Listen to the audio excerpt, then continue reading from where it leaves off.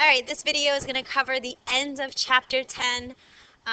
Please do not forget you are going to take an online quiz on QuizStar. It's 25 questions in 25 minutes. I told you there are 4 things that you should do before you take the quiz. Number 1, watch this video, so you're already doing the first one. But also make sure you have your review questions done so they can help you. Make sure you have read the textbook and review your notes. So this is about where I ended with all the classes. Some of you may have gotten a little bit further than this, so you can just fast forward if you need to. We're talking about problems associated with urban areas, environmental problems, and one of the main problems that people living in cities have to deal with is noise pollution. And so noise pollution is a real thing. It's when you have a sound that is loud or disagreeable. And noise pollution can actually cause physiological or psychological harm. So it could increase your heart rate, increase blood pressure, cause your muscles to contract, dilate your pupils. Your body goes into that fight or flight response. It could keep you from sleeping. It could make you just like really upset and in a bad mood. So if you live in an area where you have loud noises, it could really impact your health. Some examples of noise pollutants in a city include sirens from cop cars, from fire trucks, police cars. You could also include construction, so like jackhammers, honking of horns, stuff like that. So all of that can be considered noise pollution. We can also have some indoor noise pollution. Anything that is just bothersome. So a vacuum machine, blow dryer, even like a loud dishwasher, anything along those lines. So those are examples of some noise pollutants. So can cause muscle contractions, dilation of pupils, increased heart rate, etc. And if you look at our picture here, this little kid obviously is having to listen to some noise pollution, some more pictures. If you live by an airport or planes, that can also cause noise pollution. Many cities have no honking ordinances, meaning that you're not allowed to honk your horn in certain areas to reduce the noise pollution. And so you can see this kid, I guess, is dealing with too much noise, and it looks like they are from a different country, Europe, or neighbors, you can tell here. All right, brownfields. So brownfields was one of your bell ringers, part of your bell ringer. Brownfields are going to be areas that have been abandoned. Many times they have pollutants that are located at the brownfield. They can be contaminated. So in cities, we tend to have these abandoned areas known as brownfields, and many environmentalists say that cities should look in on their brownfields versus sprawling outward. And so this is just an example for a gas station. Pittsburgh is a major city that has looked in on their brownfields. They used to have a lot of steel mills. And so instead of sprawling outward, they've gone in and cleaned up the old abandoned brownfields and converted them into upscale neighborhoods, shopping centers, parks. So here you see a neighborhood that used to be a brownfield. And so your definition, urban areas of abandoned industrial or residential sites that may be contaminated from past use.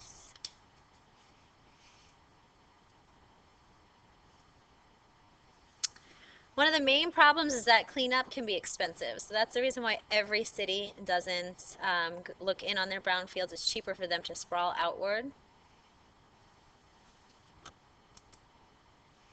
Continuing on, long commutes, which causes air pollution. So we probably discussed a little bit of that in class.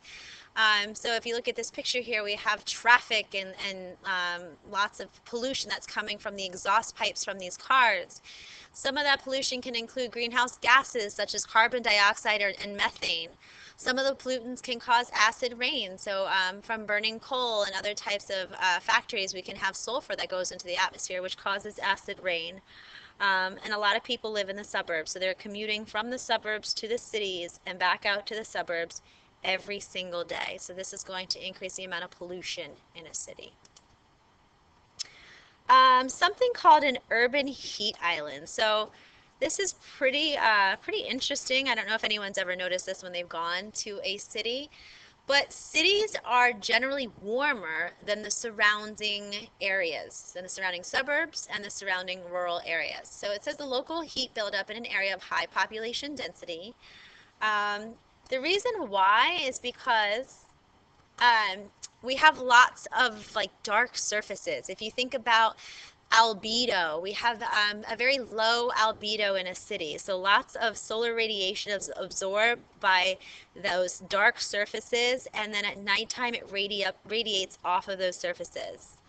A lot of the heat in an urban heat island or in a city is released by human activities. Um, and it can also be due to the greenhouse gases that are emitted into the atmosphere, the number of cars and factories that are running. Um, so these are just some of the issues here. And it says affects local air currents and weather conditions.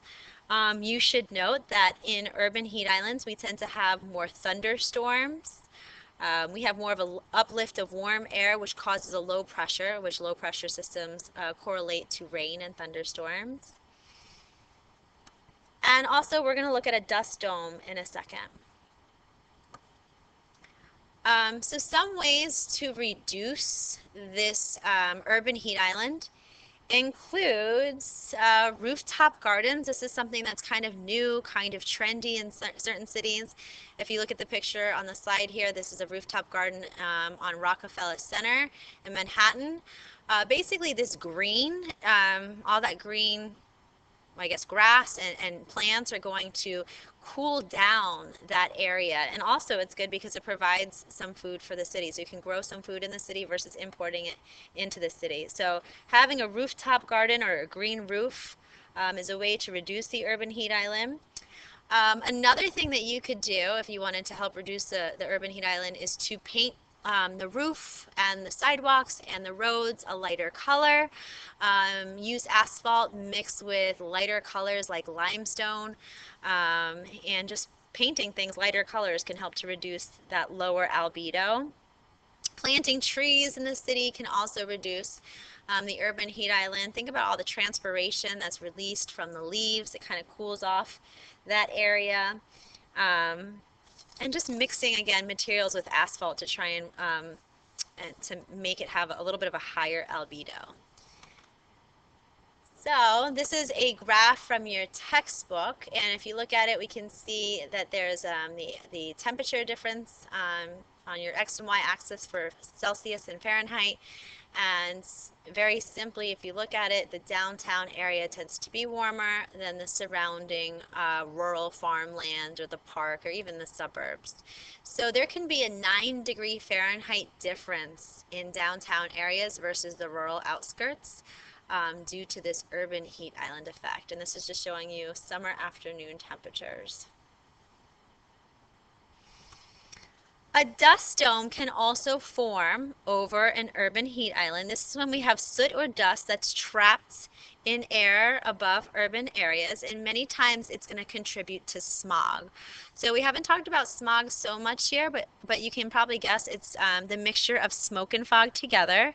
And so what happens is that we have a stable air mass over that urban heat island, and it causes that dust to kind of like make a dome to kind of stay over the city. So it's just a kind of filled with dust. The heat caps the dust in. There's usually very little wind that makes its way through a city because of all those tall buildings. But if we do have wind speed increases, you can see in the second picture here, it's going to push all of that soot and dust down to other areas. Could be closer to the suburbs or the rural areas. So it also, other than just being warmer, we're also going to see a dust dome over major cities. Okay, so those are some of the negatives of urbanization and urbanized areas, but if we build cities correctly, there could be some really good benefits. So if we have a well-planned city, lots and lots of benefits. So something called compact development. Compact development, and we kind of see it a little bit around here and there. So if you've ever been to Meisner, which I'm sure many of you have, you kind of notice that people are living like in the place where they're working and then where their recreation is. So little apartments, maybe upstairs from shops. People are able to walk versus using cars. And so that's really what compact development is. So here's the definition from your textbook. It's the design of cities where residential buildings are close to shopping, jobs, and public transportation. Another example of this, other than Meisner, I think I have a picture coming up in a little bit, you'll see City Place. So City Place also, we're going to see compact development where people can live in the area where they work, and they can also walk to the store, they can walk to Publix, they have a gym there, they have everything that they basically need in that little spot. So they're able to walk from place to place versus having to use cars. It reduces pollution, obviously. If you're walking versus using a car, you're going to reduce the amount of pollution that you're emitting into the atmosphere. And since you're kind of building upward, so you're having homes in the same place as these shops and cities versus like having long strip malls near homes, you're able to preserve those rural areas. So you're building upward versus building outward. And so that's what compact development is. Portland, Oregon is a great example of compact development. They've been looking inward at their brownfields. And even though their population has increased by about 50% since 1975, the actual area that's increased is only about 7%. So they're really building upward and they're looking inward at their brownfields. Okay.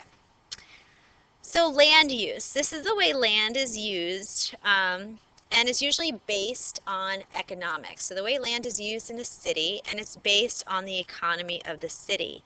And so in a city, we're going to have taxes. People are going to pay taxes, and these taxes are going to pay for roads, schools, prisons, garbage pickup, so on and so forth. And the people who live in the city center probably are going to pay the highest taxes. That's usually what happens. And these areas are the buildings with the high rise, the condos, and mostly the affluent can live in the city centers. Let's see here.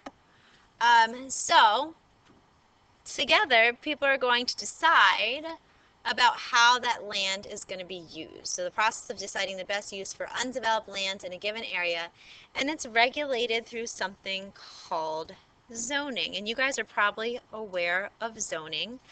So here's our zoning.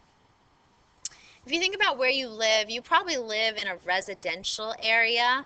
And you are not permitted, or I guess a company is not permitted to come into your neighborhood and build a commercial strip mall. That's just not something that can happen. So the process of zoning separates commercial, residential, and industrial areas, and it's just based on that specific city. Let's see here. Oh, here we go. Property owners must meet zoning ordinances. You may have heard, like in your community or your town or your wherever you live, that you can't paint your house a certain color, and that's part of the zoning regulations and the ordinances that property owners must meet. I have the color of a pink McDonald's in the bottom right-hand corner here, and this is to show you where I grew up in Wellington. You weren't allowed to have the red McDonald's with the golden arches. It had to be very like light, so that like it didn't like bring too much, I guess, like attention to that McDonald's.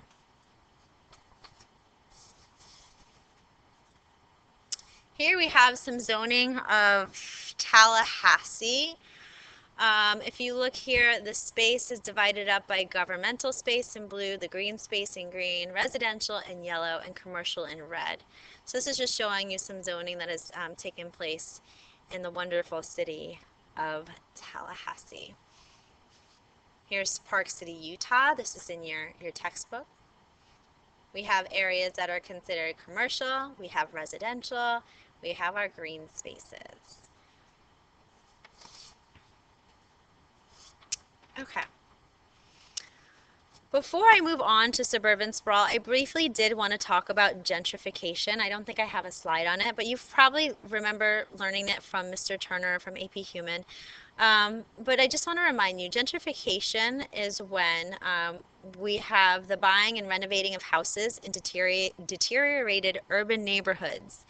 And so this is when we have wealthy people that are going to take over like the outskirts of a city. They're going to basically buy and renovate it and make it into new nice areas. And an example of this that maybe you've heard of or been to, if you ever heard of Wynwood, which is down in Miami, Wynwood is a great example of gentrification. So it's an area that used to be kind of a bad neighborhood outside Miami. And so now it has been converted into an art district. And slowly that area where people used to live, it used to be mainly poor people, now have to find another place to go.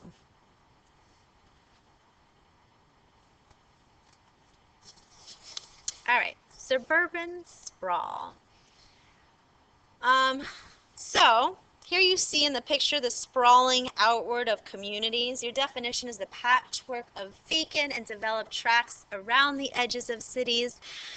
The main reason why we have suburban sprawl is due to transportation. So in the 1940s and the 1950s, jobs and homes were moved to the surrounding cities versus being in the city. Prior to World War II, everything was located in the city. But after the 1950s or so, we started to see shopping centers and office parks and all this stuff sprawling outward from the city center. And so people started to commute. The fact that we had a mode of transportation, we had cars and roads, it gave everybody the ability to live in the quiet suburbs, but then commute daily to the city. So some of the problems associated with sprawling outward, and this is kind of like a continuation of just talking about cities growing in general, is that anytime you're moving outward from a city center, we're going to be taking over some of that natural land, so loss of wetlands and just natural habitats. That directly in turn decreases biodiversity, because if you're taking over habitats, then organisms don't have a place to live. If you have people commuting from the suburbs daily into the city for jobs, obviously we're going to have lots of air pollution. We can have lots of runoff and water pollution and loss of biological habitat. So I just kind of explained that one.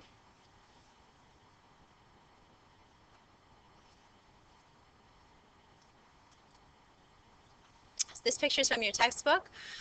It shows you 1700s all the way to the 20th century. Again, the main reason why we are able to sprawl outward and suburban sprawl has taken place is due to the fact that we have cars and a mode of transportation.